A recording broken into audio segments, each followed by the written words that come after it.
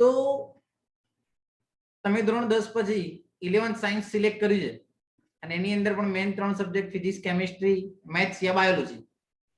તો આની અંદર આજે આપણે ફર્સ્ટ કેમિસ્ટ્રીના ઇન્ટ્રોડક્શન વિશે વાત કરીશું, એટલે કે કેમિસ્ટ્રીનો પરિચય મેળવીશું.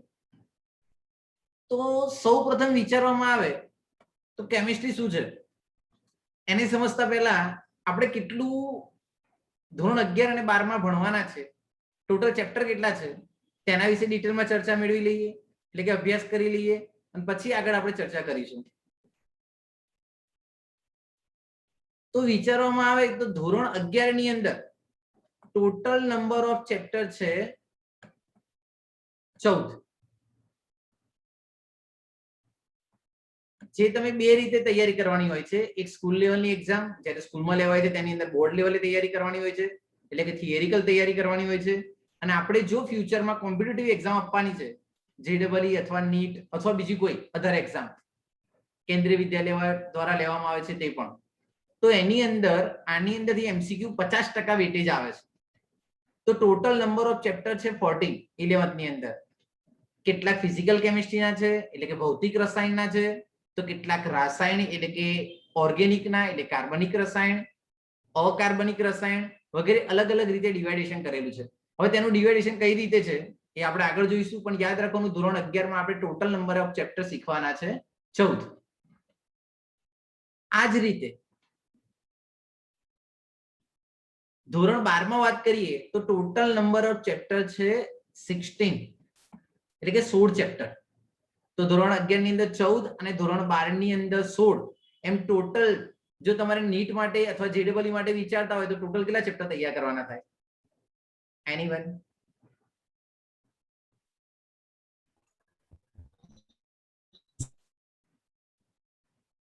ચૌદ ને 16 કેટલા થાય બાળકો? 30. તો ટોટલ ઓકે, તો 30 ચેપ્ટરો માટે આપણે ચર્ચા કરવાની અને એના વિશે ભણવાનું. હવે એની અંદર પહેલી વસ્તુ વિચારવામાં આવે કે કેમિસ્ટ્રીનું ઇમ્પોર્ટન્સ શું અથવા કેમિસ્ટ્રી આપણને કેટલા માર્ક્સ લઈ આપે. તો સપોઝ એની અંદર વિચારવામાં આવે કે જો તમે કોમ્પિટિટિવ માટે તૈયારી કરતા હોય તો 11 અને 12 બંનેનો સિલેબસ પૂછવાનો છે, જેની અંદર જો તમે મેથ્સ ગ્રુપ વાળા છો પીસીએમ તો તમારે એની અંદર અભ્યાસ કરવાનો આવશે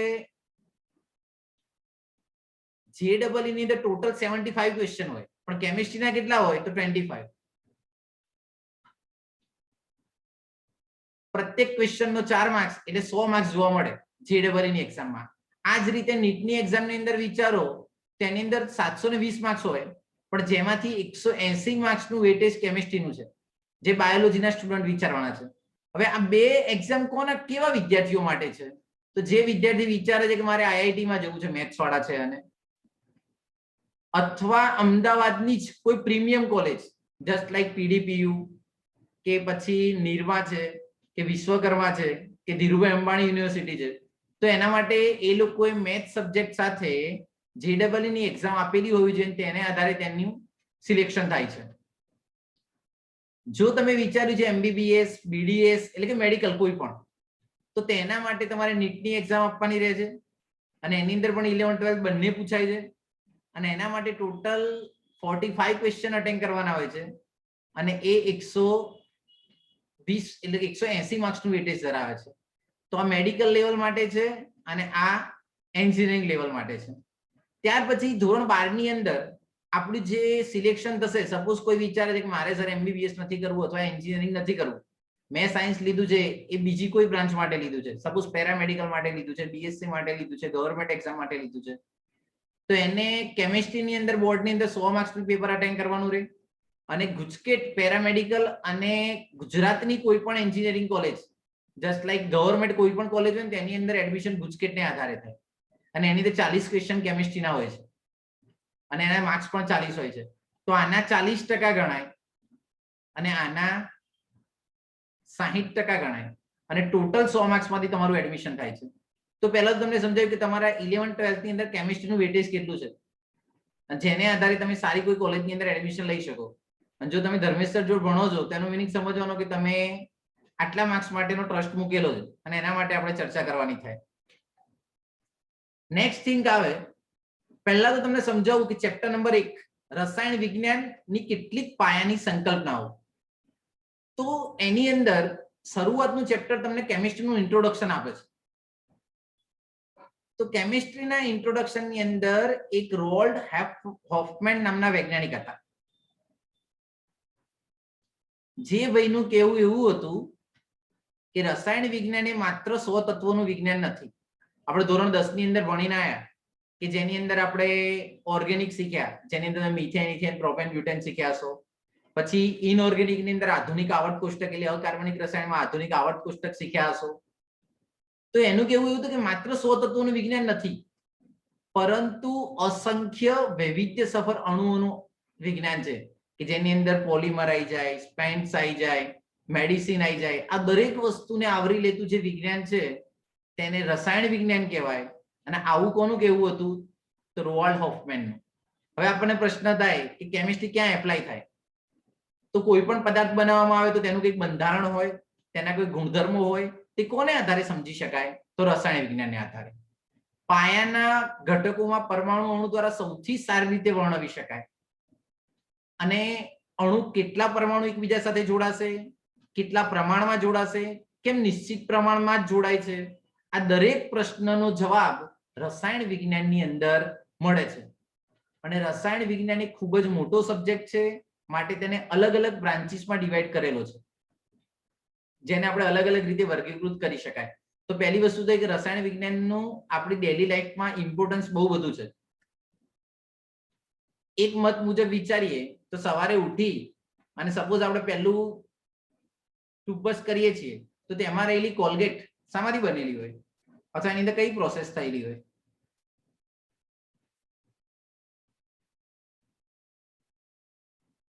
કેમિકલ્સ ની હોય બેટા? યસ યા નો? બાળકો આપણે જે સવારેમાં ચલો સપોઝ પાણી પીએ છીએ તો પાણીનું અણુસૂત્ર શું? H2O. પાણીનું અણુસૂત્ર શું થાય? H2O. તો પાણીનું અણુસૂત્ર H2O છે. એની અંદર વિચારવામાં આવે તો એ પણ H2O શું રિપ્રેઝન્ટ કરે છે? તો કેમિસ્ટ્રી, કે જેમાં 2 હાઇડ્રોજનના અણુ રહેલા છે, એક ઓક્સિજનનો અણુ રહેલો છે. તો જે તમને H2O દ્વારા રિપ્રેઝન્ટ કરી શકાય. હવે આ કેમિસ્ટ્રીની અંદર ઘણી શાખાઓ છે કે જેની અંદર સૌથી ઇમ્પોર્ટન્ટ શાખા છે ઓર્ગેનિક કેમિસ્ટ્રી. આ ઓર્ગેનિક કેમિસ્ટ્રીને તમે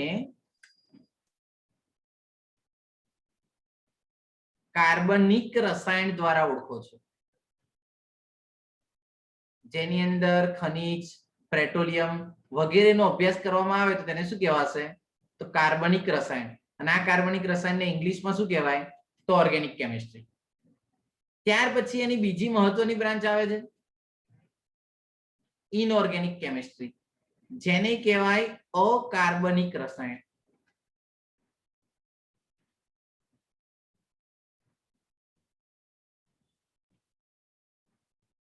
તો એક આવશે કાર્બનિક રસાયણ, બીજું આવશે અકાર્બનિક રસાયણ. પછી આવે બાયોકેમિસ્ટ્રી. બાયોકેમિસ્ટ્રીને કહેવાય જીવ રસાયણ.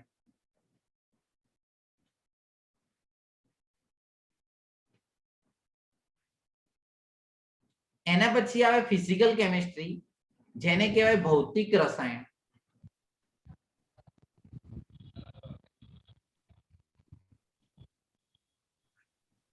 મમ્મી પાણી આપ ને. તો એનાલિટિકલ કેમિસ્ટ્રીની અંદર તમે એવું કહી શકો છો કે કોઈ પણ વસ્તુ પર રિસર્ચ થતી હોય અને રિસર્ચ માટે જે યુઝ થાય છે તેને કહેવાશે એનાલિટિકલ કેમિસ્ટ્રી. ગુજરાતીમાં કેવું હોય તો વૈશ્લેષિક રસાયણ.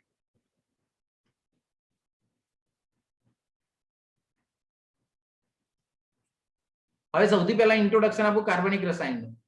તો કાર્બનિક રસાયણની અંદર વિચારવામાં આવે તો તમે ધોરણ 7 થી સાંભળતા આવો છો કે આજથી લાખો વર્ષ પહેલા કોઈ દુર્ઘટના બની હોય, જસ્ટ લાઈક સુનામી, અર્થક્વેક, દાવાનળ કે ભૂકંપ એટલે કે અર્થક્વેક વગેરે જેવી ઘટના બની હોય ત્યારે શું થાય? તો લાખોની સંખ્યામાં વનસ્પતિ અને પ્રાણીઓ જમીનમાં દટાય અને તેના પર ભૂતાપીય પ્રક્રિયા થાય અને તેમાંથી જે મળે ને એને કહેવાય અશ્મિગત બળતણ. ખનિજ કોલસો, પેટ્રોલિયમ વગેરેની વસ્તુ મળે અને જેનો ઉપયોગ આપણે શામાં તરીકે કરીએ છીએ તો કાર્બનિક રસાયણ. ઇન શોર્ટ, કાર્બન થી બનતા સંયોજનોનો અભ્યાસ જ્યાં આવે તેને શું કહેવાશે તો કાર્બનિક રસાયણ તરીકે ઓળખવામાં આવે. ત્યાર પછી વિચારીએ અકાર્બનિક રસાયણ. તો પૃથ્વીના પેટાળમાંથી અત્યાર સુધી શોધાયેલા તત્વોની સંખ્યા 118 છે. આ 118 તત્વો પૃથ્વીના પોપડામાંથી મળે છે, જે નિર્જીવ વસ્તુ છે. અને નિર્જીવ વસ્તુમાંથી મળે તો તેને કહેવાય અકાર્બનિક રસાયણ, અને સજીવ વસ્તુમાંથી મળે તો તેને કહેવાય કાર્બનિક રસાયણ. ત્યાર પછી ફિઝિકલ કેમિસ્ટ્રી, કે જેની અંદર એક ધાતુનો ડોટ બીજી ધાતુ પર ચડાવી શકાય, વિદ્યુતનું વહન કરાવી શકાય, આપણા કારની અંદર ચાલતી બેટરી છે, આવી દરેક ફિનોમિના છે એટલે જે ઘટના છે એનો અભ્યાસ કરતું છે ને એને કહેવાય ફિઝિકલ કેમિસ્ટ્રી. ત્યાર પછી આપણા શરીરની અંદર ખબર છે કયા એસિડનો સ્ત્રાવ થાય બાળકો? મંદ હાઇડ્રોક્લોરિક. મંદ હાઇડ્રોક્લોરિક એસિડ. તો મંદ હાઇડ્રોક્લોરિક એસિડ આપણી ડાયજેસ્ટ પ્રોસેસની અંદર એટલે પાચન ક્રિયામાં યુઝ થાય છે, તો એ પણ એક કેમિસ્ટ્રી જ છે. અને જેનો અભ્યાસ કરતું વિજ્ઞાન છે એને કહેવાય જીવ રસાયણ વિજ્ઞાન. અને કોઈ નવી વસ્તુ પર સંશોધન કરતું હોય, દાખલા તરીકે આપણે કોરોના હાલમાં ચાલે છે એના માટે મેડિસિનનું રિસર્ચ કરે છે, અને રિસર્ચ કરતી જે ફાર્માસ્યુટિકલ કંપની હોય ને એમાં એક ડિપાર્ટમેન્ટ હોય જેને કહેવાય R&D department, research and development department. તો એનો જે અભ્યાસ કરતું વિજ્ઞાન છે એને કહેવાય એનાલિટિકલ કેમિસ્ટ્રી. આ સિવાય તમે ઇન્ડસ્ટ્રીયલ કેમિસ્ટ્રી પણ યુઝ કરી શકો છો. તો આ રસાયણ વિજ્ઞાનની અલગ અલગ શાખાઓ છે કે જેનો અભ્યાસ આપણે ટોટલ 30 ચેપ્ટરમાં અલગ અલગ રીતે ડિવાઈડ કરીને કરવાનો છે. તો આની અંદર કઈ બ્રાન્ચ, કઈ વસ્તુનું નોલેજ તમારામાં વધારે, એના માટેનું આપણે એક એનાલિસિસ કરેલું છે. તો સૌથી પહેલા વાત કરીએ ફિઝિકલ કેમિસ્ટ્રી. તો ફિઝિકલ કેમિસ્ટ્રીની અંદર છે ને બાળકો ફોર્મ્યુલાસ આવે. દાખલા તરીકે તમે ધોરણ 10 ની અંદર કેમિસ્ટ્રીની અંદર મોલારિટી શબ્દ સાંભળ્યો હશે, સાંદ્રતા. આપણે તમારે એસિડ બેઝ વાળું જે ચેપ્ટર આવતું હતું એની અંદર સાંભળ્યું હશે કે મોલારિટી આવે અથવા pH ના દાખલા આવે. તો આ દરેક વસ્તુનો જે અભ્યાસ કરતું વિજ્ઞાન છે એને કહેવાય ફિઝિકલ કેમિસ્ટ્રી, એટલે કે ભૌતિક રસાયણ વિજ્ઞાન, કે જેમાં ગણતરી આવે, જેમાં પ્રેક્ટિસ કરવી પડે. ઇન શોર્ટ, જેનું ફિઝિક્સ સ્ટ્રોંગ હોય અથવા ન્યુમેરિકલ કેલ્ક્યુલેશન સ્ટ્રોંગ હોય એને ફિઝિકલ કેમિસ્ટ્રી સૌથી સારું આવડે. અને કોઈ પણ કોમ્પિટિટિવ એક્ઝામ અથવા બોર્ડની એક્ઝામમાં રોકડા માર્ક્સ મેળવવા માટેનું જો કોઈ બ્રાન્ચ હોય ને તો ફિઝિકલ કેમિસ્ટ્રી, કે જેની અંદર તમારું લોજિક સારું ચાલતું હોય તો તમે સારા આન્સર સાથે લાવી શકો અને માર્ક્સ આવે જ. પછી વાત કરીએ ઓર્ગેનિક. ઓર્ગેનિક ની અંદર શું આવે તો એક પદાર્થમાંથી બીજા પદાર્થમાં કઈ રીતે જવું, અને કાર્બનિક રસાયણની અંદર ચર્ચા કઈ રીતે કરવી એના વિશે છે. તમે મિથેન, ઇથેન, પ્રોપેન, બ્યુટેન આવું સમજ્યા હશો.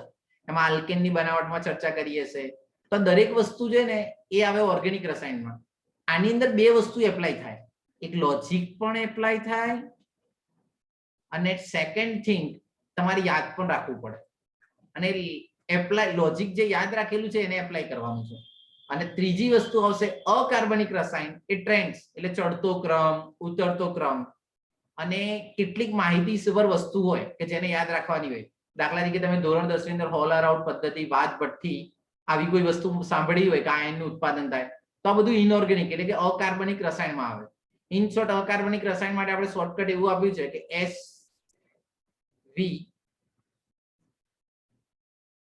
SVMG, સમજી વિચારો અને પછી ગોખી મારો, SVGM. આવું તમે કહી શકો ઓર્ગેનિક એટલે કે ઇનઓર્ગેનિક કેમિસ્ટ્રી માટે. આ મેન 3 બ્રાન્ચો માટે આપણે ચર્ચા કરવાની હોય.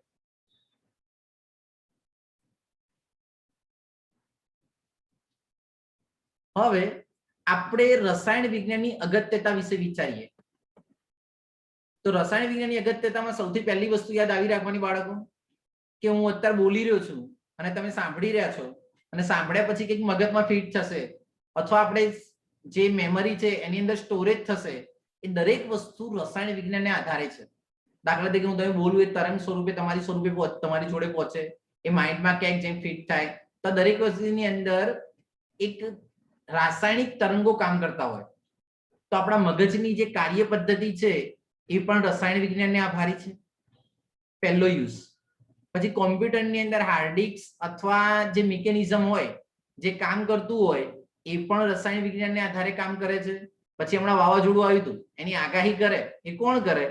તો રસાયણ વિજ્ઞાનના કેટલાક સાયન્ટિસ્ટો હોય એના પર રિસર્ચ કરે પછી આગાહી કરે કે ભાઈ હા આ રીતની હલચલન આગળ સમુદ્રમાં જોવા મળે છે, એટલે કે કેટલા સુધી ક્યાં પહોંચશે તે પણ કોને આધારે નક્કી થાય? રસાયણ વિજ્ઞાનને આધારે. અથવા તમને નોર્મલી ખબર હોય છે કે આપણે ટેમ્પરેચર દરરોજનું ન્યૂઝપેપરમાં આવે અથવા ન્યૂઝ સમાચારની અંદર સાંભળી શકો છો, કેટલો વરસાદ આવશે એની આગાહી થાય. તો દરેક વસ્તુ કોને આભારી છે? તો રસાયણ વિજ્ઞાનને આધારે. અને આપણા શરીરની અંદર જે ખાદ્ય પદાર્થોનું પાચન થાય છે તે પણ રસાયણ વિજ્ઞાનને આધારે છે. તો આમ આપણી ડેલી લાઈફની અંદર કેમિસ્ટ્રી એટલે કે રસાયણ વિજ્ઞાન ખૂબ જ ઉપયોગી છે. એવું કહી શકાય કે અત્ર સત્ર સર્વત્ર કેમિસ્ટ્રી જોવા મળે. સવારે ઉઠી અને પહેલા આપણે નાહવા માટે જે પાણી લઈએ છીએ H2O એ પણ રસાયણ વિજ્ઞાન છે. સપોઝ એક્સરસાઇઝ કરીએ છીએ અને આપણી અંદર કંઈક એનર્જી બર્ન થાય છે તો એ પણ રસાયણ વિજ્ઞાન છે.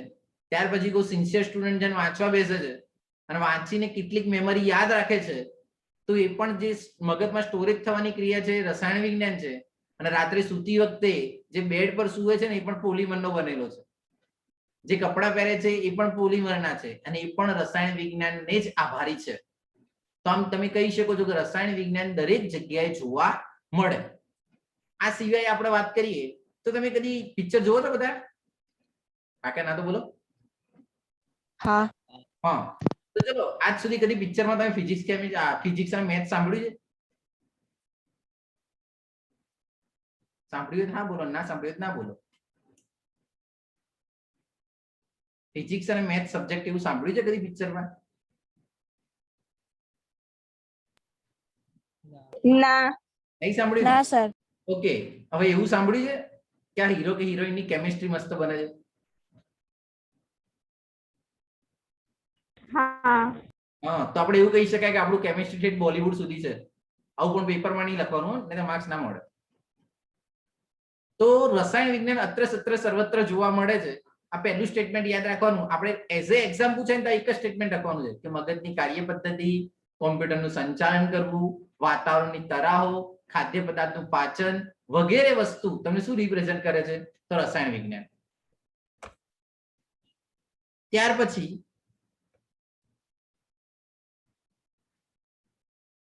સેકન્ડ થિંગ વિચારવામાં આવે તો ખાતરો, આલ્કલી, એસિડ, સાબુ, ડિટર્જન્ટ, પોલિમર, મિશ્ર ધાતુઓ, રંગકો, દવાઓ અને અન્ય કાર્બનિક અને અકાર્બનિક સંયોજનોની બનાવટ રસાયણ વિજ્ઞાનને આભારી છે.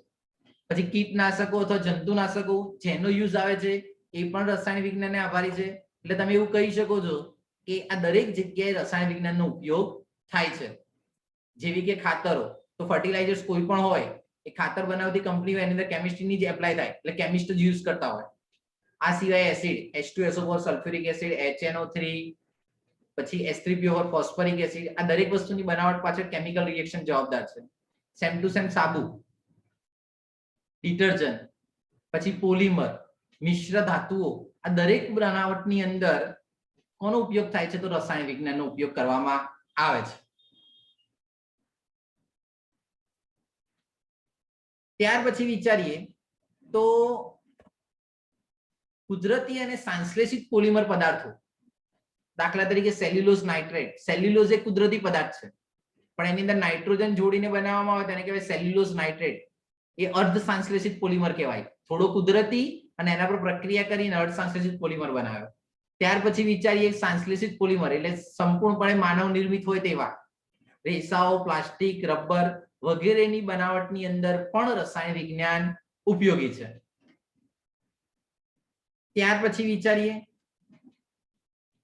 તો કેન્સરની દવા, MCQ માટે મોસ્ટ ટાઈમ બી ટીક કરવું. તો કેન્સરની સારવારમાં જીવન રક્ષક અવરોધો દાખલા તરીકે સિસ્પ્લેટિન. તો પરીક્ષામાં પૂછે કેન્સરની કઈ બે દવા રસાયણ વિજ્ઞાનની મદદથી શોધી શકાય છે? તો એક આવે સિસ્પ્લેટિન અને બીજી આવે ટેક્સોલ. MCQ અને VSQ માટે મોસ્ટ ટાઈમ પી. રસાયણ વિજ્ઞાનની મદદથી કેન્સરની બે દવા શોધાયેલી છે એક આવે સિસ્પ્લેટિન અને બીજું આવશે ટેક્સોલ. તો એક આવશે સિસ્પ્લેટિન અને બીજા ટેક્સોલ નો સમાવેશ થાય છે. આ સિવાય એડ્સના રોગોમાં મદદરૂપ થવા માટે AZT નો ઉપયોગ થાય છે, જેને કહેવાય એઝિડોથાઇમિડિન. તો પરીક્ષામાં પૂછાય કે રસાયણ વિજ્ઞાનની મદદથી એડ્સની કઈ દવા શોધાયેલી છે? તો AZT, જેને કહેવાય એઝિડોથાઇમિન. કેન્સરની બે દવા શોધી, સિસ્પ્લેટિન અને ટેક્સોલ, અને એડ્સની દવા શોધી જેને કહેવાય એઝિડોથાઇમિડિન, અને એને શોર્ટમાં કહેવાય AZT. તો પહેલો MCQ તરીકે પૂછાતો ક્વેશ્ચન. ત્યાર પછી વિચારીએ બાળકો,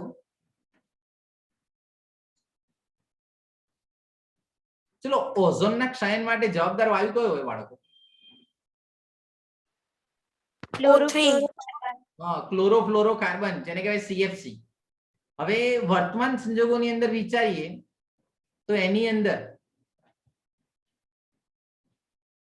સંજોગોમાં પ્રદૂષણ એ વૈશ્વિક પ્રશ્ન છે. હવે છે કોઈ પણ વસ્તુ છે ને સિક્કાની બે બાજુ જેવું હોય, એમ કેટલાક ફાયદા હોય તો કેટલાક ગેરફાયદા પણ હોય. તો જેમ રસાયણ વિજ્ઞાનની અંદર ફાયદા છે એની કમ્પેરમાં ગેરફાયદા પણ છે. તેના કારણે જમીન, પાણી અને હવા ત્રણેયનું પ્રદૂષણ થાય છે. પણ રસાયણ વિજ્ઞાને એના માટે એક નવી પદ્ધતિ અપનાવી છે કે જેને કારણે આ પ્રદૂષણને અટકાવી શકાય. અને આવું જે રસાયણ વિજ્ઞાન છે ને એને કહેવાય ગ્રીન કેમિસ્ટ્રી, અને ગુજરાતીમાં કેવું હોય તેને કહેવાય હરિયાળુ રસાયણ.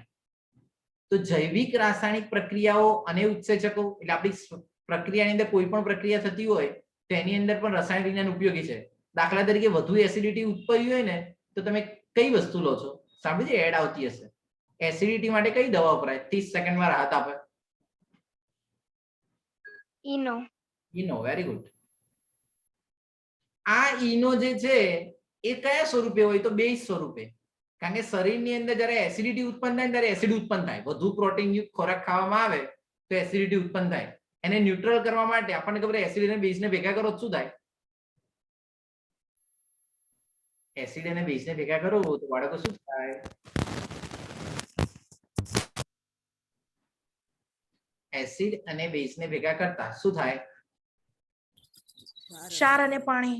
Very good. પાણી, જેને કહેવાય તટસ્થીકરણ પ્રક્રિયા. તો આ તટસ્થીકરણ પ્રક્રિયા માટે પણ કોનો ઉપયોગ થાય છે? તો રસાયણ વિજ્ઞાનનો. આ સિવાય રાસાયણિક રૂપાંતરો આપણે 3 R વિશે સાંભળ્યું છે કદાચ તમને. રિડ્યુસ, રિસાઇક અને રીયુઝ. કોઈ પણ ખરાબ પ્લાસ્ટિક એવો પદાર્થ હોય એને રિડ્યુસ કરવામાં આવે, પછી એને રિસાયકલ કરવામાં આવે અને પછી એને રીયુઝ કરી શકાય છે, જેથી પર્યાવરણમાં પ્રદૂષણની માત્રા ઘટાડી શકાય. આ સિવાય ચુંબકીય, વિદ્યુતીય, પ્રકાશીય ગુણધર્મો વગેરે જેવા પદાર્થો, અતિવાહકો, સિરામિક, પોલિમર, ઓપ્ટિકલ ફાઇબર વગેરેની અંદર પણ રસાયણ વિજ્ઞાનનો ઉપયોગ કરવામાં આવે છે અથવા રસાયણ વિજ્ઞાનનો ઉપયોગ થાય છે. તો આમ રસાયણ વિજ્ઞાન દરેક જગ્યાએ જોવા મળે છે અને રસાયણ વિજ્ઞાન ખૂબ જ ઉપયોગી છે. આપણો ઇન્ટેન્સ આજના લેક્ચરનો એ જ છે કે તમને રસાયણ વિજ્ઞાન વિશે ઇન્ટ્રોડક્શન મળી જાય. રસાયણ વિજ્ઞાન શું છે, કઈ જગ્યાએ ઉપયોગી છે, કેમ મારે રસાયણ વિજ્ઞાન ભણવું જોઈએ. છેલ્લો ટોપિક, આપણે ટોટલ 10 ટોપિક તારવ્યા હતા ઉપયોગિતાની અંદર.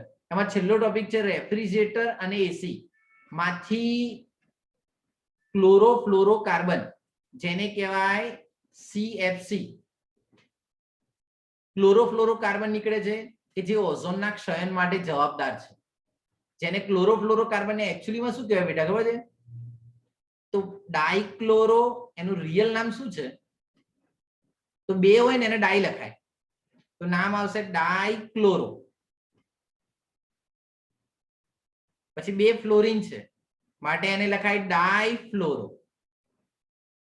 તો ડાઇક્લોરો, ડાઈફ્લોરો, અને એક કાર્બન હોય તો શું કહેવાય બેટા એને?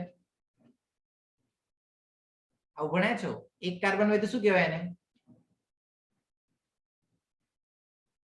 એક હોય તો મિથેન, બે હોય તો ઇથેન, 3 હોય તો પ્રોપેન. આવું શીખ્યા હતા? હા. ધોરણ 10 માં સાહેબ અમે ઓનલાઈન ભણ્યા છીએ એટલે પૂછવાનું નહીં આવું. તો ડાઇક્લોરો,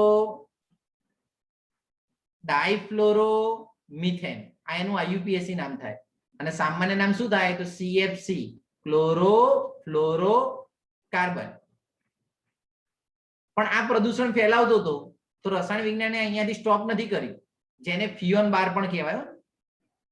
CFC ને બીજું શું કહેવાય? ફિયોન બાર. તો રસાયણ વિજ્ઞાને એના ઓરમાં બીજો એક પદાર્થ શોધ્યો કે જે પ્રદૂષણ ઓછું ફેલાવે. આપણે ટેક્સ્ટ બુકમાં નહીં આપી પણ યાદ રાખવાનું, આને કહેવાય HFA 134A. HFA 134A, જેને કહેવાય આ પહેલો કાર્બન, આ બીજો કાર્બન. તો પહેલા કાર્બન પર ફ્લોરિન કેટલી વાર છે? તો એક વાર છે, એક અને એક, કારણ કે 3 વાર છે ને. તો આને કહેવાય ટ્રાઇફ્લોરો. પછી 2 એટલે બીજો એક વાર વધી ગયો, બીજા કાર્બન પર પણ ફ્લોરિન છે. તો 1 1 1 2. ચલો 4 ને શું કહેવાય? એક હોય તો મોનો, 2 હોય તો ડાય, 3 હોય તો ટ્રાય અને 4 હોય તો બેટા ટેટ્રા. Very good. તો 1 1 2 ટેટ્રા ફ્લોરો, 2 કાર્બન ને કહેવાય ઇથેન. આ એનું IUPAC નામ છે. આપણે ટેક્સ્ટ બુક માં નહીં આપેલું પણ યાદ રાખવાનું, CFC ની ઓરમાં કયો પદાર્થ વપરાય છે? તો HF 134A, જેનું IUPAC નામ થાય 1 1. આ ગોખવાનું નથી, સમજવાનું છે. પહેલા કાર્બન પર 3 ફ્લોરિન એટલે 1 1 1, બીજા ઉપર 1 ફ્લોરિન તો 2, 4 ને કહેવાય ટેટ્રા, ફ્લોરિન નું થઈ જાય ફ્લોરો અને 2 કાર્બન હોય તેને કહેવાય ઇથેન. તો આ રીતે તમે એને રિપ્રેઝન્ટ કરી શકો છો. તો આ હતી બધી જ રસાયણ વિજ્ઞાનની ઉપયોગિતાઓ કે જેના વિશે આપણે ચર્ચા કરી અને તમારે સમજવાનું છે. એકચ્યુઅલીમાં 10 સ્ટેટમેન્ટ જ છે પણ આપણે તમને ચિત્ર સાથે, એનિમેશન સાથે સમજાવવાનો પ્રયત્ન કર્યો.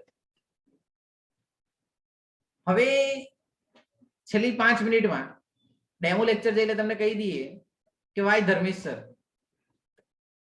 અથવા કેમ કયા ટીચર્સ જોડે ટ્યુશન રખાવવું જોઈએ અથવા જોડાવવું જોઈએ.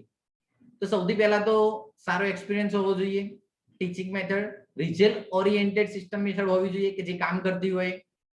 આ સિવાય ટીચરમાં એવી એબિલિટી હોવી જોઈએ કે જે ક્રિએટ ઇન્ટરેસ્ટ, સ્ટુડન્ટમાં ઓટોમેટિક કેમિસ્ટ્રી ભણવાનો ઇન્ટરેસ્ટ ઉદ્ભવી શકે અથવા એમને મોટિવેટ કરતા રહે કેમિસ્ટ્રી ભણવા માટે. આ સિવાય એક્સિલન્ટ અને ઇફેક્ટિવ કોમ્યુનિકેશન સ્કિલ. હું તમને જે સમજાવું છું એ તમને સમજવાનો પૂરો આઈડિયા આવે તેને કહેવાય કોમ્યુનિકેશન સ્કિલ સારી છે. પછી સારો રેકોર્ડ હોવો જોઈએ સારા રિઝલ્ટનો અને સ્ટુડન્ટને સારી જગ્યાએ પહોંચાડવો જોઈએ. એટલે કે સપોઝ લોઅર લેવલ સ્ટુડન્ટ છે, આપણે 10th ની અંદર ઓછું કેમિસ્ટ્રી ભણીને આવ્યા છીએ તો એ 0 લેવલથી હાઈ લેવલ સુધી લઈ જવા જોઈએ. આ સિવાય સૌથી મહત્વનું, તમને ભણવાનું બોરિંગ ના લાગવું જોઈએ. The magic to make learning chemistry enjoyable અને મેમોરેબલ, કે જેથી તમને યાદ કરી શકો. આ સિવાય પોઝિટિવ એપ્રોચ હોવો જોઈએ અને પેશનેટ પર્સનાલિટી હોવી જોઈએ કે જેથી તમે સમજી શકો. હવે આપણે કેમિસ્ટ્રીમાં કઈ રીતે કામ કરીએ છીએ એ કહી દઉં તમને. તો આપણી સિસ્ટમમાં કંઈક આવું આવે છે કે સૌથી પહેલા તો તમારે 2 વર્ષ દરમિયાન કઈ રીતે કામ કરવાનું છે તે. તો કમ્પલસરી તમને અહીંયાથી એક બુક આપવામાં આવશે MCQ ની. જે પણ ટોપિક ચાલે એને ડેલી પ્રેક્ટિસ થવી જોઈએ.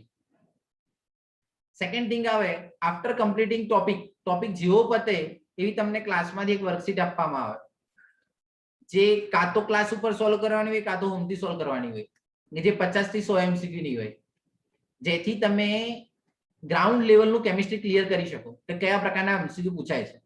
આ સિવાય તમને નોટ્સ આપવામાં આવી હોય બોર્ડ અને JEE નીટની બંને કમ્બાઈન, જે એકવાર પ્રોપર પ્રિપેર કરવીને પોતાની નોટ્સ જાતે બનાવી, કારણ કે કોકે આપેલા કરતા આપણે જાતે બનાવેલી હોય ને વધુ સારી રીતે સમજી શકીએ.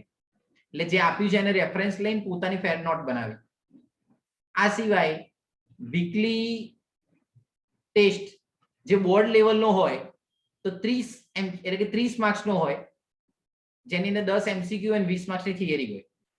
આ સિવાય આપણે JEE નીટનો ટેસ્ટ દર 15 દિવસે લઈએ, જે ટોપિક પતે એના રિલેટેડ, જે ઓનલાઈન આપણી પોતાની એપ્લિકેશન છે એમાં પણ લઈ શકાય અને જો આપણે ઓફલાઈન ક્લાસ સ્ટાર્ટ કરીએ છીએ તો એની અંદર પણ આવી શકે. એટલે બંને રીતે હોય અને એની અંદર ફિક્સ હોય. એમ સપોઝ નીટની એક્ઝામ હોય તો 45 ક્વેશ્ચન હોય અને JEE ની એક્ઝામ હોય તો 20 MCQ હોય અને 5 ઇન્ટીજર હોય. કદાચ તમને તમારા મોટા ભાઈ બહેન કે કોઈ રિલેટિવે કીધું હોય કે JEE ની એક્ઝામ કઈ રીતની હોય તો આઈડિયા છે કે 20 MCQ હોય અને 5 VSQ આવે, એટલે વેરી શોર્ટ ક્વેશ્ચન આવે જેમાં પૂર્ણાંકમાં આન્સર આપવાનો હોય. આ સિવાય આટલી વસ્તુ પતે પછી તમને સપોઝ એક વીકના અંતે આ પતિને તમારા ડાઉટ સોલ્યુશન લેક્ચર ગોઠવવામાં આવે કે જેની અંદર તમે જે ટોપિક ભણ્યા છો સપોઝ નથી આઈડિયા આવ્યો અથવા એબ્સેન્ટ રહ્યા છો તો કઈ રીતે સમજી શકાય એ. અને અમુક ચેપ્ટર પતે પછી યુનિટ ટેસ્ટ 50 માર્ક્સની આવે અને આફ્ટર 100 માર્ક્સની આવે. આપણા આખા વર્ષ દરમિયાન કરવામાં આવતું કાર્ય જે તમારી સામે પહેલા જ લેક્ચરમાં રિપ્રેઝન્ટ કરી દીધું કે આ રીતે તમારે કાર્ય કરવાનું છે. હવે ઓલ ઓવર એક સ્ટેટમેન્ટ ઉપર ચાલવાનું કે તમારે લાઈફમાં સક્સેસ થવું હોય તો એક જ વસ્તુને ધ્યાનમાં રાખીને ચાલવાનું, success is depend on second letter. બરાબર? સક્સેસ નો બીજો શબ્દ કયો આવે બેટા? યુ. યુ. એટલે સમજ્યા શું કહેવા માંગુ છું? સરનું કામ છે કૃષ્ણ ભગવાન જેવું હોય ને તમારું કામ અર્જુન જેવું. સર સાચો માર્ગ બતાવી શકે, સારું ભણાવી શકે અને તમારા મગજમાં પૂરેપૂરું ફિટ થાય એવો પ્રયત્ન કરી શકે અને યોગ્ય ટાઈમ ટેબલ અને મેનેજમેન્ટ આપી શકે. ઓલ ઓવર ડેલી પ્રેક્ટિસ કરવી એ આપણા હાથમાં છે. વર્કશીટ સરે આપી છે ઘેરથી સોલ્વ કરવી એ પણ આપણા પર ડિપેન્ડ કરે છે. અને જો આ વસ્તુ પ્રોપર અને વ્યવસ્થિત થાય છે તો આઈ એમ શ્યોર જે તમે 10th માં એક્સેપ્ટ કર્યા હતા એના કરતા વધુ માર્ક્સ આવે 101% કેમિસ્ટ્રીમાં તો. અને કેમિસ્ટ્રી સરળ અને સારું બનાવવી જવાબદારી મારી, પણ એને પ્રોપર રીતે તૈયાર કરવી રિસ્પોન્સિબિલિટી તમારી છે. તો આજે આપણે તમને લેક્ચરની અંદર સંપૂર્ણ કેમિસ્ટ્રીની ઉપયોગિતા સમજાઈ. આ સિવાય રસાયણ વિજ્ઞાન કઈ કઈ બ્રાન્ચોમાં કામ કરે છે એટલે કે એની શાખાઓ કઈ છે એ પણ સમજાઈ. અને 11-12 સાયન્સમાં કેમિસ્ટ્રીનું ઇમ્પોર્ટન્સ શું છે અને કેટલા માર્ક્સમાં પૂછાય છે તેની ડિટેલમાં માહિતી આપી અને જેના વિશેની તમને સમજૂતી આપી. હવે છે ને આટલી વસ્તુ સમજ્યા બાદ નેક્સ્ટ લેક્ચરમાં આપણે હજુ બેઝિકમાં તમારે કેટલાક અણુસૂત્રો કઈ રીતે બનાવવા અથવા ફોર્મ્યુલા કઈ રીતે બનાવવા એની ચર્ચા કરીશું. એનો લેક્ચર કાલે આવશે અને કાલે કેટલા વાગ્યાનો લેક્ચર હશે હું તમને ટાઈમ ટેબલમાં સેટ કરી દઈશ. બરાબર? અત્યારે લેક્ચર કમ્પ્લીટ થશે. કાલના લેક્ચરની અંદર તમે કોઈ ડાઉટ હોય આજે ચલાયેલાની બાબતમાં તો પણ પૂછી શકો છો અને પછી આપણે નવું કન્ટિન્યુ કરીશું. ઓકે? તો થેન્ક યુ.